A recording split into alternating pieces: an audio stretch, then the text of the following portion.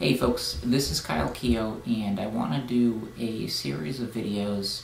Don't really have any reason behind this. I just feel like the information might be useful, and so it's something that I want to put out there. But I want to do a series of videos in which I talk about how I program for myself and how I program for other people.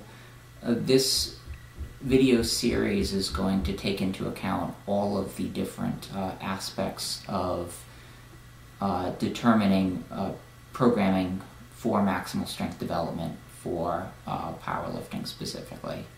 And again, this is just how I understand it, and so you can take this feedback and do something with it, or you can choose to disagree with it. That's perfectly fine. But what I'm going to do is I'm basically going to set up these videos so that each video has a talking point or a concept, and I'm going to use that concept in each individual video. And I don't know how many of these I'm going to end up doing, but I'm just going to start with the first one.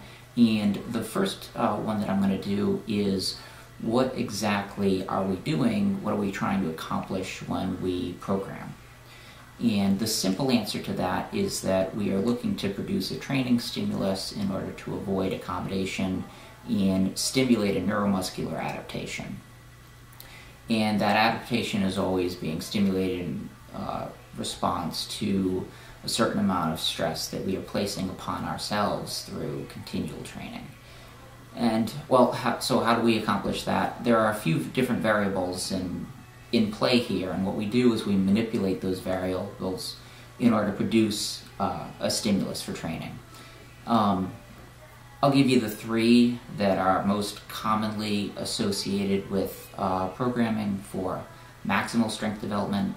The first one is training volume. Training volume refers to the total amount that you are doing within a certain set period of time.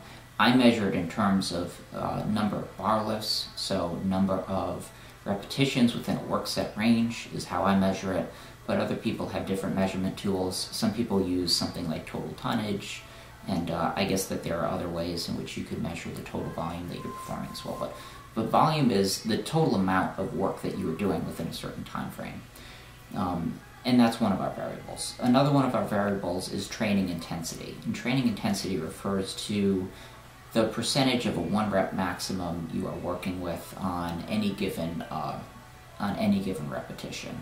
And so training intensity is oftentimes defined through intensity zones. And so if you talk about high intensity training, usually talking about something in that 90 to 100% range.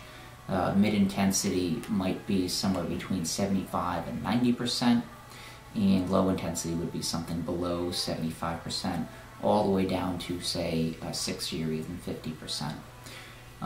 But those are, I mean, you can divide up the zones however you want, but that's one way to measure the training intensity, which is a second variable.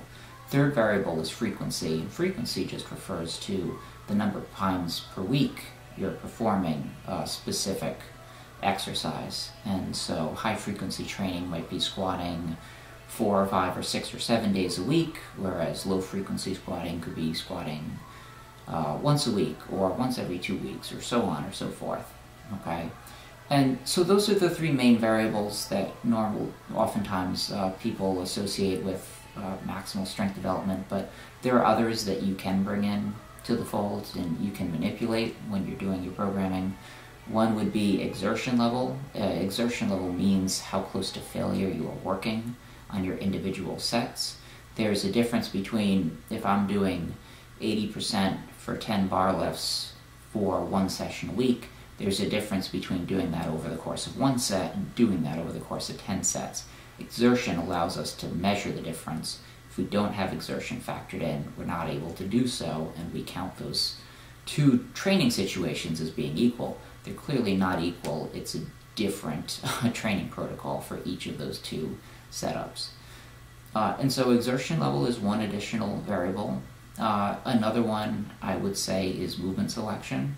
Most every training program that you're going to come across manipulates variables and produces a new training stimulus by manipulating volume, intensity, and frequency, but there are some protocols that produce a new training stimulus through the use of different movements and different exercises.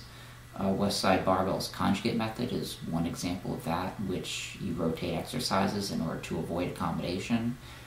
And so the movements that are being done could be another variable that you have to manipulate in your training to produce a new stimulus. I would say that even another one could be rest intervals in between training. Now we're starting to get into variables that are less likely for us to manipulate for most everybody, but doing something, for instance, instead of doing straight set work in which you're doing a set and then a rest period and then a set and then a rest period, implementing something like a cluster set or a rest pause method, something in which, say, you're doing 90% on deadlifts, but you're using a pretty typical rest pause method in which you're doing, for your set, you're doing 5 isolated singles that are spaced 30 seconds apart, and that's your set. Well, that's another way of, instead of doing that as a straight set, that small manipulation produces a new training stimulus. And so when we program, we've got all these different variables, and what we're doing is we're trying to adjust them in order to produce this new stimulus. But we always have to adjust them in relation to one another, and that's very important. And so if training intensity goes up, training volume usually has to go down. If training volume goes up, then training intensity usually has to go down. If training exertion goes up, then maybe training intensity and training volume both have to go down. They always have to be adjusted in relation to one another, and the adjustments have to be made over time. In other words, these cannot be static qualities. The key in programming is to find the right combination at the right point in time in order to make progress. And that is very different to do, but it really helps to think about all of those different variables as entered into one big algorithm. And so you've got A, B, C, D, and E, and F, and however many others you can think of, and they're all of these different aspects of training. Can be volume, frequency, intensity, exertion level, movement selection, rest intervals, so on and so forth. And you can supply your own as well, but those are just a few of, I'd say, the main ones that are commonly manipulated. But they all of these different variables within this algorithm, they all equal out to an endpoint. And that endpoint is either one of 3 things. It's either you go backwards, you stay the same, or you go forwards. There really isn't any other option. So you have to find what are the correct numbers for you at a particular moment in your training in order to produce progress. There's always a way to find the correct equation, but it takes a lot of troubleshooting, especially as you get more advanced, in order to find that correct equation at the correct moment in time. So I'll talk more in other videos about how we go about manipulating these different variables over time, but that's just a very basic primer on what we're doing when we are determining our programming at the outset. We're looking to produce a new training stimulus.